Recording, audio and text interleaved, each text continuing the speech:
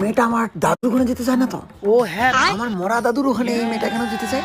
আচ্ছা দিদি শিলিগুড়ি যেতে চান তো? আসেন, আমি নিয়ে যাচ্ছি। স্কুটি লাগবে না, 2 মিনিটের মধ্যে নিয়ে যাচ্ছি। আসেন আরে আমার স্কুটি। আসেন, 2 মিনিটে নিয়ে যাবো। এদিক দিয়ে জঙ্গলবাড়ি দিয়েও দিয়ে যাবো। আসেন, শিলিগুড়ি নিয়ে যাচ্ছি এদিকে।